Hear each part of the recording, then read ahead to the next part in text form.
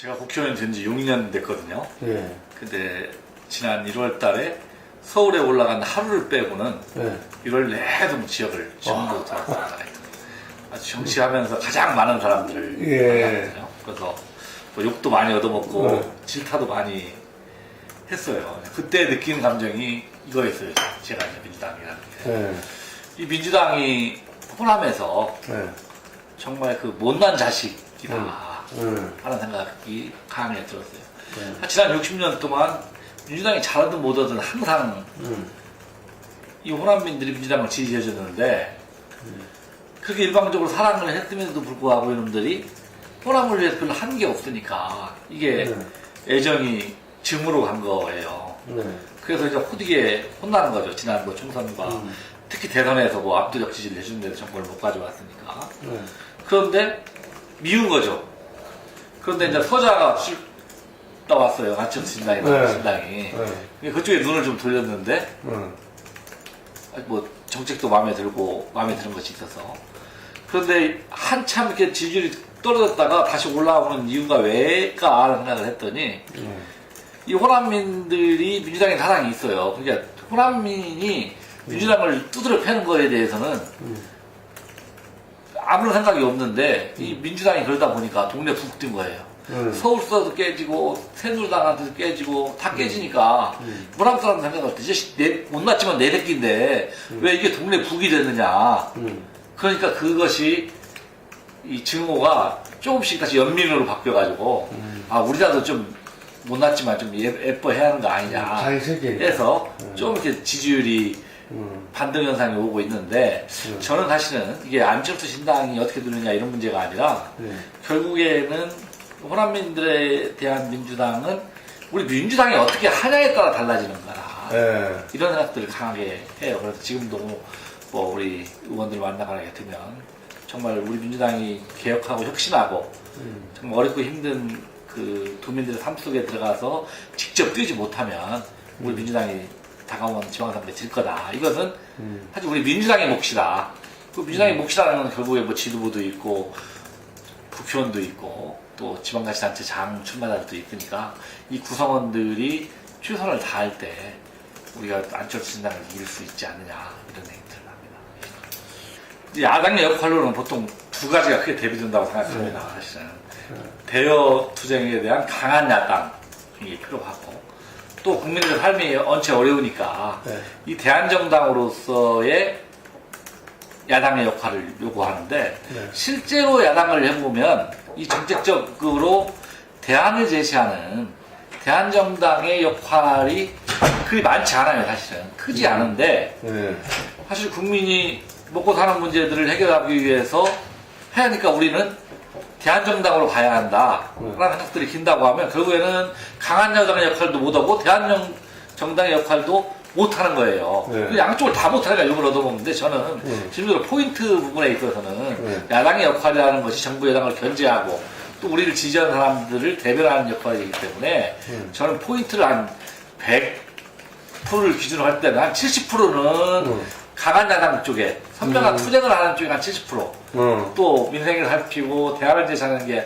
한 30% 정도 비중이 적절한 비중이라고 생각하는데 사실 지금의 비중은 이 대안을 제시하는 쪽에 더 치중하다 보니까 지도부가 조금 다르시네. 예, 우리 지도부를 생각할 때 아무 역할도 못 하는 거죠. 그렇다고 대한정당으로서 역할도 확실히 하면 그거 들어가면 괜찮은데 이것도 상대적으로 민주당의 야당의 역할이 힘들고 근다고 강한 야당 역할도 못 하니까 양쪽에 다 지지를 상실하게 되니까 지지율이 계속 떨어지는 거죠. 그러니까 뭔가 그러면 그 방향으로 뭔가 되도록 해야 될 거 아닙니까? 저는 그래서 지도부가 좀 강한 야당의 역할 쪽으로 가고 이것도 좀 진보적 쪽으로 방향을 좀 틀어야 하지 않느냐. 사실 이게 지금 뭐 굉장히 막 어려운 부분들이 있어요. 우리 민주당이 더 잘하시겠지만 이게 뭐 지금 이념적 성향에 의해서 싸움이 이루어지면 그런 노선 투쟁이라든가 이런 부분들을 치열하게 할 수 있을 텐데 그 이면에 사실은 우리 민주당 내가 개파가 없다고 하지만 개파적 위주가 있어서 이게 그 이념적 정당에 대한 포지션에 대한 치열한 논쟁이 지금 없는 거예요, 사실은. 그래서 그런 오히려 부분에 이 논쟁이 좀 필요하다. 개파 때문에 구도 때문에 오히려 그런 논쟁이 없다. 예를 들어서 뭐 강한 야당을 주장하거나 현명성을 주장하면 오히려 지금 우리 김한길 대표가 온건주의자고 비주류 쪽을 대변한다고 생각하니까 그것은 친노가 가지고 있는 성향이다. 그래서 그쪽으로 분류되어 버리고 그렇게 되면서 이게 좀 혼재해 있는 거죠. 이 모든 논리들을 언론도 그렇게 보고 개파 논쟁으로 보는 거거든요. 그런데 김한길 지도부가 열심히는 해요. 정말 고생을 많이 하는데 근데 그런 폭에 있어서의 유연성을 좀 더 확대시켜줬어야 하는데 이 지도부가 등장하고 나서 사실은 자기들 위주에 자기 가까운 사람 위주로 당직이라든가 이런 걸 인사하다 보니까 우리 민주당의 많은 부분을 떠안지 못하는 거죠, 사실은.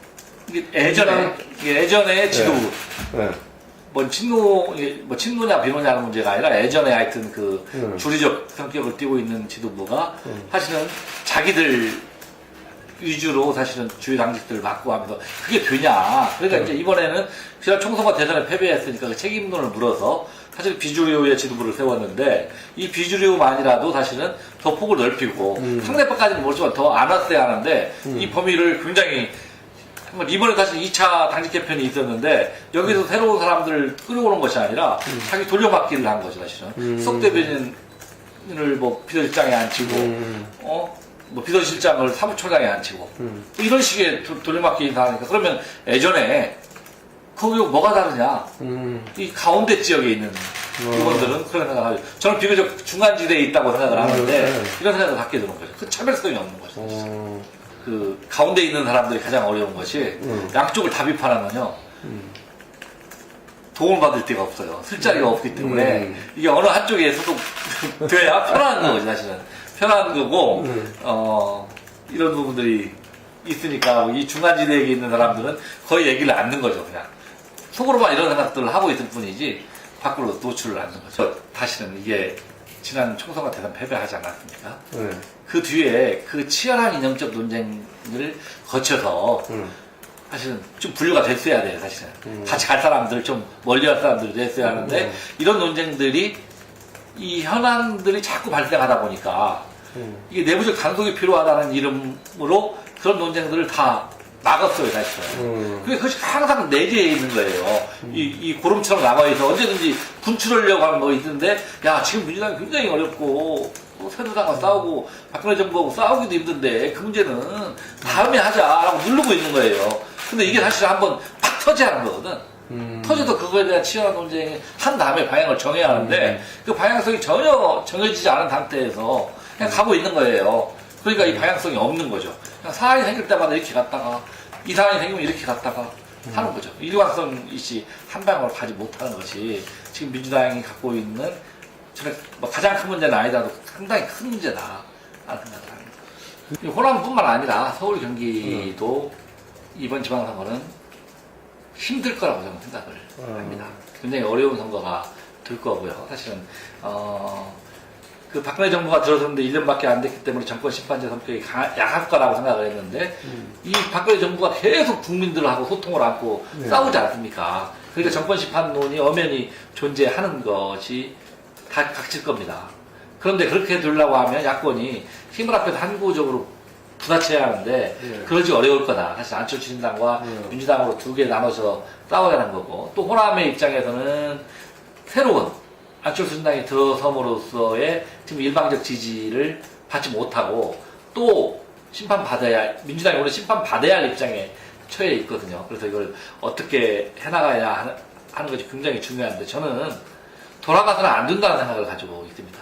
지금 대부분의 사람들은 사실 야권이 이렇게 싸우는 것들이 어부지리로 사실은 새누리당에 주는 거 아니냐. 그래서 이게 또 힘을 합해서 지방선거를 이겨야 하지 않느냐라고 하면 저는 근본적인 부분에 대한 성찰이 아니라 이게 아니라고 봐요, 사실은. 우리가 체질이 약하면 체질을 해서 열심히 운동해서 체력을 키워야지 그때 두 명이 합쳐갖고 한 명하고 싸워서 이기면 또 그대로 가는 거거든요. 그래서 저는 이제는 진검승부가 한번 필요한 거 아닌가 하는 생각을 합니다. 장기적으로 볼 때도.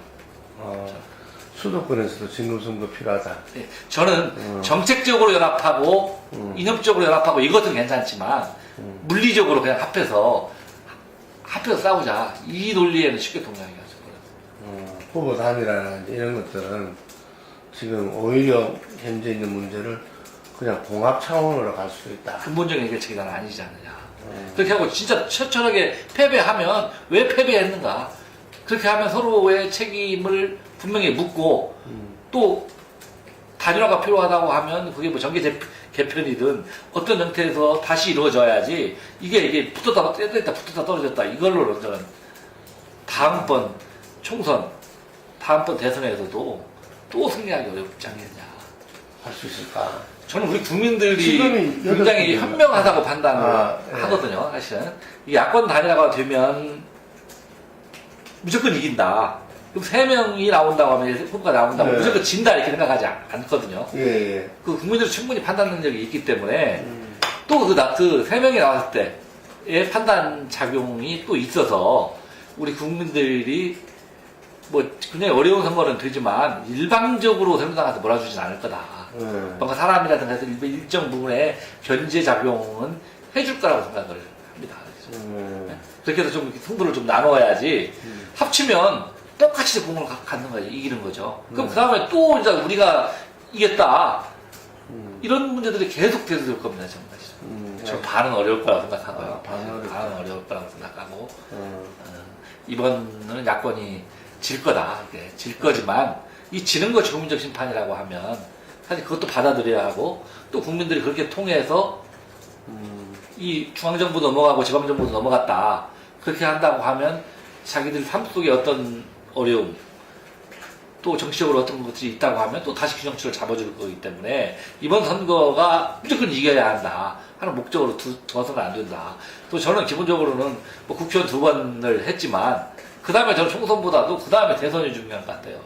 대통령이 진짜 제왕적 대통령의 권한이 너무 세기 때문에 국회의원 뭐 300명 합쳐도 대통령 1명을 못 이기는 사회에서 이 국회의원 몇 더 가느냐? 저는 이거 중요하지 않다고 생각합니다. 근본적으로 이 헌법 개정을 통해서 대통령 권한을 약화시키든지 아니면 최선을 다해서 정권을 잡아서 우리가 생각하는 정책이라든가 이것을 펴야지 그렇지 못하고 완전 2등으로 하는 야당? 저는 그건 정당으로서 존재 가치가 없다라고 생각을 합니다. 정권 초기에 그걸 하면 사실은 좀 이 정권의 내임들 현상이 빨리 오지 않냐, 후반부에 하자라고 하지만 후반부에 가면 못 하거든요. 사실 그래서 어떤 형태든 간에 이 전반부 적어도 임기의 3분의 2를 넘기지 않는 시점에 결론을 내야지 후반부로 가면 저는 더 어렵다고 생각합니다. 왜냐하면 그 뒤에는 새로운 대통령 후보가 나오게 되고요. 그렇기 때문에 더 어려워지지 않겠냐. 그래서 박근혜 대통령께서도 뭐 전반부에 좀 열심히 하시니까 잘 하시고 어느 시점에 되면 그걸 열어주셔서 우리 국민들이 원하는 방향으로 사실 개헌이 필요하다고 하면 그 결단을 내려주시는 것이 지금 국회의원들 뭐 새누리당 의원들 만나도요 그때에 느꼈던 거하고 이번에 개헌의 의지는 훨씬 더 강한 거. 아, 그래요? 그리고 이제 가끔 뭐 그렇게 하죠. 뭐 청와대가 중요한 힘을 가지고 있기 때문에 청와대의 오대를 받고 새누리당이 움직이고 국회가 움직인다라고 하지만 실질적으로 의원들 개별적으로 판단하면 판단 능력이 다 있어요. 뭐 청와대 오대를 낸다고 그대로 안 갑니다. 또 사실 그게 분위기가 되면 저는 충분히 자체적으로도 그런 논의가 가능하다고 보거든요. 하여튼 뭐 경력이라든가 뭐 합리적 생각 또 부총리도 하시고 이렇게 했으니까 그런 거에 대한 지지가 상당 부분 있는 걸로 알고 있습니다. 기대감. 그래서 그게 맞붙어서 이기려면은 정동영 상임고문에 대한 중진 차출론이 일고 있습니다. 이제 그 부분이 제가 이제 말씀드리기가 정말 곤란한 부분인데 이제 이렇게 생각하면 될 것 같아요. 저희 개인적인 생각을 전제로 해서 말씀을 드리는데 도당위원장 자격보다도 지금 그 정동영 의장 같은 경우는 생각도 안 해보고 있다. 그런 일이 없을 것이다 라고 하고 우리 지도부도 의견을 물어보면 그런 거 전혀 고려하지 않고 있다라고 얘기를 했기 때문에 그래서 저는 현실적으로 그 가능성이 없을 것이다 라고 판단을 합니다. 그리고 만일 정말 냉철하게 판단해서 우리 민주당 체질론하고도 관련이 있는데요.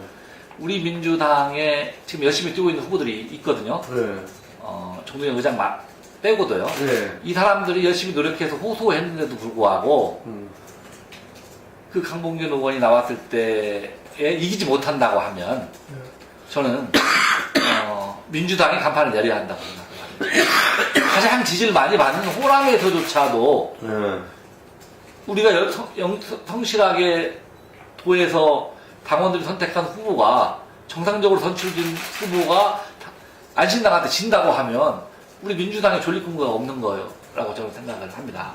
그리고 도당위원장의 입장에서 실제 사람들을 만나보면 저희가 열심히 노력하면 지금 우리가 뽑은 후보로도 충분히 승산이 있다고 생각을 합니다. 그리고 전라북도 측면에서도요, 새로운 사람들을 키워야 하지 않습니까? 뭐 김연아가 좀 잘한다고 그래가지고 이번에 금메달 땄을 때 포치전에서 또 김연아만한 선수가 없으면 김연아 다시 나와서 뛰라고 할 수는 없는 거 아닙니까, 사실은. 그래서 우리 민주당의 장래를 위해서도 이번 선거의 승패를 떠나서 우리 민주당의 장래를 위하고 우리 호남, 특히 전라북도의 미래를 위해서도 저는 새로운 사람한테 기회를 줘서 그 역할을 담당하는 것이 옳은 방향 아니겠냐. 종북 프레임의 성격을 우리 민주당이 정확히 인식할 필요가 저는 있다고 봅니다. 이 박근혜 정부가 들어서기 전에의 종북 프레임은 일종의 안보 프레임 비슷한 거였어요. 네. 어떤 뭐 사건이 생기거나 이것을 만들어서 네. 자기들을 지지하는 보수 세력을 공고화시키는 네. 정도의 이 수세적인 안보 프레임을 형성했는데 이 박근혜 정부가 들어서서는 네. 이 안보 프레임을 넘어서 이미 네. 종북 프레임을 활용해서 네. 자기들의 지지 세력 보색을 공고화시키는데 멈추지 않고 네. 상대방을 공격하기 시작한 거예요. 네.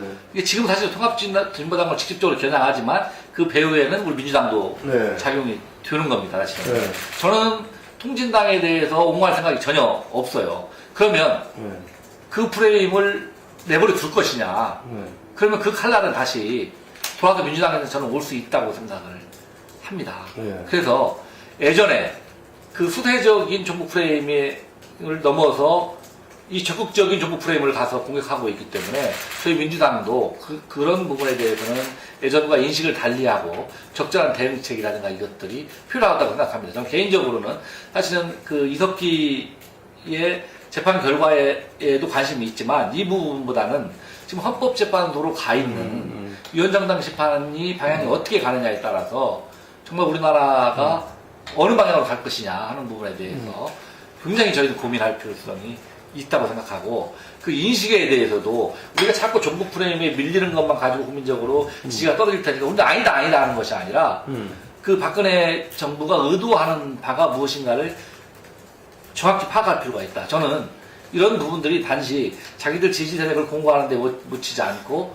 이 보수 정권, 보수 세력의 영구 집권의 전략으로 이 노드면을 가지고 가는 것이 아닌가 하는 그런 그 위기의식이 있어요. 그래서 그런 부분들도 더 우리 민주당이 사실은 철저하게 분석하고 해서 그걸 어떻게 대응해 나갈지에 대한 근본적인 해결책을 제시하는 것이 맞다라고 봅니다. 그런 부분들에 대한 꾸준한 문제 제기가 필요하죠. 저도 이제 그래서 헌재라든가 이런 거 물어볼 때 계속 문제 제기를 하거든요. 저는 왜 그게 문제가 되냐면 우리 정당법을 보면 새로운 이 정당이 해산하게 되면 그 해산된 정당의 그 정강이나 정책, 중심정책을 새로운 정당이 못 만들게 돼 있어요. 이 명칭을 바꾸더라도. 근데 실제로 통합진보당에 한두 개의 문제가 있는 정강정책이 있지만 대부분의 정당은 굉장히 좋은 정강정책이 많아요. 그런데 이런 것을 빌미로 해서 다음에 진보정당이 생길 때 탄압용으로 생길 수도 있거든요, 이게. 그래서 앞으로 대한민국 사회에서 진보정당이 원천적으로 생기지 못하도록 만드는 이런 효과들이 있기 때문에 저는 단순히 통진당을 해산하냐 아니냐는 문제를 떠나서 이 진보정당의 출현을 막는 거기 때문에 이걸 정확히 인식할 필요고 거기에 대응해야 하고 또 그런 목소리를 저희가 강하게 내서 그런 일이 발생하지 않도록 하는 역할을 해야 한다. 단지 그런 것들을 주장하면 통진당 옹호하는 거 아니야? 그럼 우리 민주당 표 떨어지는 거 아니야? 이렇게 안일하게 표로 계산하는 문제는 아니다. 저는 자유주의민주적 기본질서를 지키냐 못 지키냐 하는 근본적인 문제부터 다시 출발을 해야 한다. 저는 그 구성원, 뭐 이석기가 구성원이 뭐 아로 활동을 하고 이런 것들이 있다고 하면 그건 그 구성원의 일부의 문제지 전체의 문제, 그 일부 사람의 문제를 가지고 정당의 전체 문제로화시켜서 정당 전체를 다 해산하는 것, 이건 바람직한 길이 아니다라고 보고 있고 이렇게 가는 것들이 아까 말한 대로 제가 이 보수 정권의 자기들의 집권을 영구화시키던 로드맵으로 가는 거 아니냐. 혹시 그렇다고 하면 그거에 대해 어떻게 대응을 할 것이냐 하는 것들을 좀 정치하게 우리 민주당이 더 이제 김용판 사건도 무지가 났고요. 예. 또 이번에 사건도 그렇고 하는데 제가 개별 사건에 대해서 뭐 직접적으로는 비평을 하거나 이러진 않지만 예. 적어도 양승태 대법원장이 들어선 후에 판결의 큰 흐름을 지켜보면 사실 옛날 이용훈 대법원장 때보다도 더 보수화되고 있는 게 아닌가 하는 생각들 지울 수 없어요. 특히 우리가 사법부의 독립을 주장하는 것은 사실 사법부를 비판하지 말라는 뜻이 아니라 재판의 독립을 보장하는 건데 마치 이런 것들을 사법부에 대해 재판에 대해서 뭘 했을 때에 이것을 사법부의 독립을 침해하는 것처럼 사법부가 대응을 해요. 그래서 저도 지금 분석을 더 하고 있는데 예를 들어 재벌들을 3.5 법칙 3년에 5년으로 부서진다든가 또 경제민주법을 후퇴하라든가 뭐 손해배상 예를 들어서 뭐 이번에 철도노조에 대해서 뭐 천문학적인 손해배상을 인용한다든가 이런 것들이 또 보수화되는 거 아니냐. 그래서 그런 부분들에 대한 것들도 좀 더 해봐야 한다. 저는 이제 특검 부분은 좀 조심스러운 부분인데 저는 사실은 우리 특검론에 대해서 민주당에서 소수론을 펴는 사람입니다. 지금 우리 주류적 견해하고 저는 견해가 달리 해서 사실은 그것 가지고 지도부한테도 몇 번 건의를 했고 새누리당 쪽도 사실은 여러 번 얘기를 했어요. 지금 특검이 지나치게 사실 만능주의로 가고 저는 있다고 생각을 합니다. 지금 우리 사법부 체계에서 우리 민주당이 주장하고 있는 특검론이 과연 옳은 거냐 하는 근본적인 문제부터 제기를 시작해 여러 가지 문제가 있거든요. 그래서 저는 제한적 특검론을 주장하는 사람이거든요. 우리 민주당이 집권도 못했는데 모든 것을 다 하자고 하면 새누리당이 하지 않을 거 아닙니까? 그래서 특검 부분도 우리 검찰이 수사하지 못한 부분, 저는 대표적인 것이 사실 사이버 사령부가 군 검찰에서 수사를 했는데 이것은 국방부 장관 산하의 직속기관이에요. 독립기관이 아니라고 사실은. 근데 그걸 수사를 거기다 맡긴다? 이건 있을 수 없는 거거든요. 대표적으로 이런 것들이 특검의 대상에 포함되어야 할 부분입니다. 우리가 수사하지 않은 보훈처라든가 이런 부분들을 하고 거기서 사실은 많은 것들이 나올 겁니다. 사실은 문제점이. 그러면 그걸 가지고 또 다른 지가 필요한 쪽으로 가야지 모든 부분에 다 특검하자라고 하면 새누리당이나 박근혜 정부가 안 받아줄 거 아닙니까? 사실은. 그래서 저는 제한적 특검론을 주장하는 사람인데 전략적으로도 그 선택이 옳은 거고 저는 그 생각을 가지고 있습니다. 그런데 제가 이제 우리 민주당의 주류적 견해가 있는데 저는 사실은 다른 견해를 가지고 있어서 그걸 제가 적극적으로 뭐 이렇게 하자 이렇게 나서 하기는 좀 어려운 입장이지만 저는 지금도 이렇게 좀 전략적으로 접근하는 것이 옳았지 않았느냐. 그렇게 되면 특검이 수용될 수도 있었지 않았느냐라고 합니다. 근데 저는 기회는 한 번 더 있다고 생각해요. 지금 이번에 터진 서울시청 간첩 증거 조작 사건의 향방이 어떻게 가냐에 따라서 또 국민적인 그 지지라는 얘기 바뀔 거라고 생각합니다. 이번 한번 기회가 더 올 거라고 생각하고요. 그래서 이번도 지금처럼 우리 민주당이 주장한 것처럼 모든 부분에 다 특감하자면 안 받을 거고 좀 세분화시켜서 좀 정치하게 접근을 해서 우리가 현실적으로 받아들일 수 있는 정도를 제한해서 한번 특검을 관철시키는 게 어떻겠느냐 하는 게 저는 개인적인 생각입니다. 지금 20년 됐거든요. 뚝 맞는데 20년 걸렸습니다. 근데 이제 내부 개발을 해야 돼요. 저는 사실은 새만금이 가실 성과가 나올 때는 한 20년 좀 더 가야 할 거다라고 생각을 해요. 그래서 앞으로요? 저는 이제 구체적으로 성과가 나오려고 하면 그걸 막아야 하거든요. 이번에도 7천억을 예산 확보해서 뭐냐면 그 땅 메꾸는데 쓰는 겁니다. 지금 여기는 물이 차 있잖아요.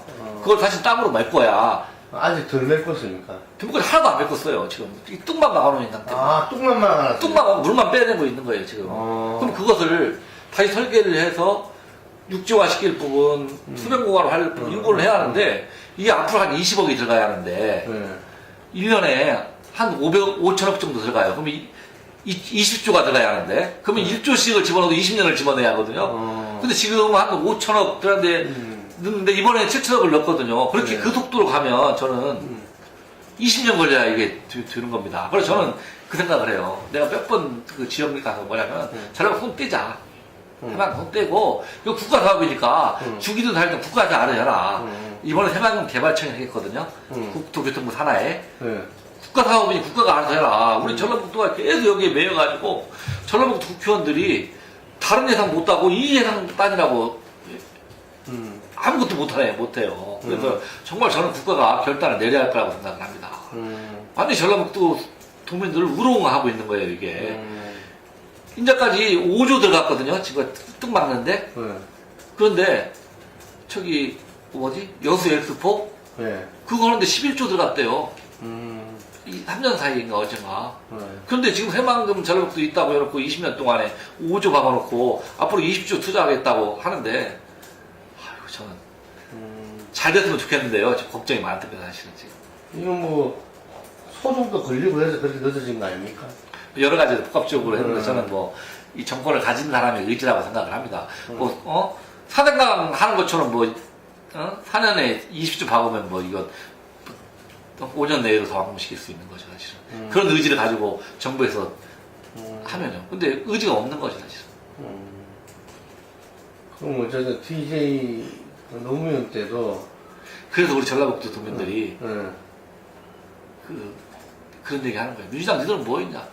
니들 집권했을 때 좀 돈 갖다 좀 해서 해주지. 니들은 못 해놓고서는 이제 새누리당한테 정권 뺏기니까 정권 없어도 돈 못 가져가도 못 온다고 하냐. 그럼 그때는 뭐 했냐 이렇게 하는 겁니다. 근데 저는 그렇게 주장하는 전라북도 도민들의 목소리가 옳다고 생각해요. 저는 전라북도 출신들, 정치인들 다 조인이라고 생각하는데 순간 저를 포함해서. 이 전라북도가 계속 찬밥이 돼 왔어요. 그리고 예산 편성이 굉장히 소요됐는데, 이제 올해 같은 경우는 전체적인 예산의 규모가 축소됐어요, 사실은. 다 특히 예술고시 사업이 축소됐는데. 그런데 저희가 이제 전라북도 국회의원 중에 11명 중에서 7명이 초선이에요. 저는 19대 국회 때 예전에 기라상 같은 선배들이 있는데 전라북도 발전을 하나도 못했다. 그래서 싹 물갈이를 딱 시켜버렸어요. 그래갖고 지금 7명이 초선이거든요. 그러니까 이제 7명이 초선되니까 국민들이 뭐라고 하냐면 저 새끼들 저거 읽은 놈 뽑아놓으니까 힘도 못 쓴다. 뭐 하는 게 보이는 존재감도 없다고 하도 그래서 제가 몸통통들 뭉쳐가지고 하여튼 눈에 보이는 실적을 내야 한다 하니까 죽기 살기로 하는 거예요. 저는 고향은 부분 소나무가 지키고 일은 늙은 누렁소가 하는 거거든요. 저는 그 지역을 발전시키기 위해서는 정치적으로 큰 거목이 나오는 것보다 지역을 사랑하는 그 정치인이 나오는 것이 지역사회 발전을 위해서는 더 바람직하다. 저는 잘할 거라고 생각해요. 우리 지금 초선의원 7분이 잘 성장해 나가면 그 대부분이 다 지역적 연구를 두신 분들이거든요, 이번에. 옛날에는 서울에서 막 기라상 같은 사람이 와서 딱 낙하산 봐서 왔는데 이 사람들이 아니고 지역의 도의원 출신들 뭐 이런 사람들이 국회의원 왔기 때문에 저는 그 양반들이 더 잘할 것이다. 큰 의미가 있다, 6조 시대는. 제 입으로 안 해도 다들 알 겁니다, 사실은. 뭐 공약 제대로 하나도 안 지키고 뭐 기초연금 뿐만 뭐 이번에 지금 정당공천제 폐지도 안 지키고 하나도 안 지켜요. 그런데 이런 거 지지율이 안 떨어져요. 도대체 왜 그런가 모르겠다. 여론조사를 내가 직접 찾아다니면서 여론조사를 좀 해야 하나 그렇게 하는데 국민들이 기대하는 게 별로 없는 것 같아요. 박근혜 대통령한테도 공약을 많이 안 지키고 그렇게 하는데 공약 안 지키겠다고 하도 해외여행 나갈 때 무슨 옷을 입고 왔더라. 뭐 이런 거에 관심이 있는 거예요. 정치인이 정치적 실적이 오는 것이 아니라 연예인 취급받기 취급을 해요. 그래서 진짜 안타깝고 박근혜 대통령은 그 절박할 때 선거 전에 막 박빙이다 절박할 때 막 이런 공약들 하면서 열심히 하겠다고 했는데 그때 마음을 한번 좀 생각했으면 좋겠어요. 대통령이 뒤은 후에 마음이 아니라 그 절박해서 선거를 준비했을 때 마음으로 좀 돌아가 주셔서 좀 잘 국민의 삶을 살펴줬으면 좋겠어요. 정말 얼마나 어렵습니까, 다. 거의 다 어려운 사람들이 다 있는데, 뭐, 수치가 어쩌다, 수치를 얼마했다, 뭐 국민 소득이 3만 불이다. 이게 뭔 의미가 있어요? 내 앞에는 다 먹을 것이 하나도 없는데. 저는 그래서 말 그대로 정말 국민의 삶을 보살피는 대통령이 그 역할을 좀 감당해 주셨으면 좋겠다. 바람을 한번. 하여튼 뭐, 준비를 열심히 하셔요. 요새는 뭐 통일 대통령, 통일론을 굉장히 준비를 많이 하고 계시더라고요. 근데 그 준비만 하시면 안 될 텐데, 그걸 활용을 할 수 있는 기회가 있어야 할 텐데, 하는 아쉬움이 있고요. 저는 뭐 손학규 대표가 기회가 주어서 대통령이 된다고 하면 어느 누구보다도 잘할 것이다 하는 확신이 있어요. 양말 개인적으로는 저는 정치인들이 대통령이 갖춰야 할 덕목이 많지만 그 중에 하나 가장 중요하다고 생각하는 것이 권력을 사적으로 이용하면 안 되는 거거든요. 근데 이 양반은 권력을 잡지도 않았지만 사적으로 이용할 생각이 전혀 없으신 분이에요. 이 양반이 당대표를 2번을 했는데 그때도 좀 자기 치는 사람 뭐 좀 시키면 좋을 텐데 그냥 시켜가지고 그 옆에 다 떠나가지 않았습니까? 이 정도로. 그래서 저는 대한민국 대통령이 사무총장도 뭐 전액하게 이낙연을 할 수 있고. 저는 대통령이 되기 위해서 우리 국민들이 뭐 준비된 대통령 합리성도 중요하지만 지금도 국민 마음속에는 카리스마가 존재해야 한다. 국민적인 그 마음을 사로잡는 카리스마가 필요하다라고 생각하고 손학규 대표도 그러한 국민적인 그 마음을 사로잡을 수 있는 카리스마를 언젠가는 한번 국민들한테 보여줘야 한다. 그게 사실 야권의 나중에 재편이든 야권의 대통령 후보를 결정할 수 있는 가장 중요한 요소가 되지 않겠냐라고 생각을 합니다. 그래서 저는 뭐 이 박근혜 정부가 국민의 신임을 받지 못하고 또 여러 국민들의 삶이 어렵고 야당의 유치를 제자리 못 찾아가기 때문에 손학규 대표가 그 역할을 감당할 기회가 올 거라고 생각하고 그 역할을 잘 감당해 주신다고 하면 다음번에도 한 번 정도의 기회는 더 있지 않겠냐. 우리 정치권이 어려운 국민의 삶의 문제를 해결해야 하는데 말로만 국민들 삶을 해결하겠다 하고 잘하지 못하는 것에 대해서 정치인의 한 사람으로서 굉장히 죄송스럽게 생각합니다. 근데 많은 정치인 또 젊은 정치인들이 어떻게 하면 국민들의 삶 속에 들어가서 그 삶을 개선시킬까 하는 노력들을 합니다. 잘못하는 것은 잘못하는 대로 지적해 주시고 잘할 때는 박수도 보내주셔야 우리 정치가 살고 대한민국이 산다고 생각을 합니다. 앞으로 열심히 노력하면서 국민의 삶을 개선시키는 정치를 하도록 노력하겠다는 말씀을 드립니다. 감사합니다.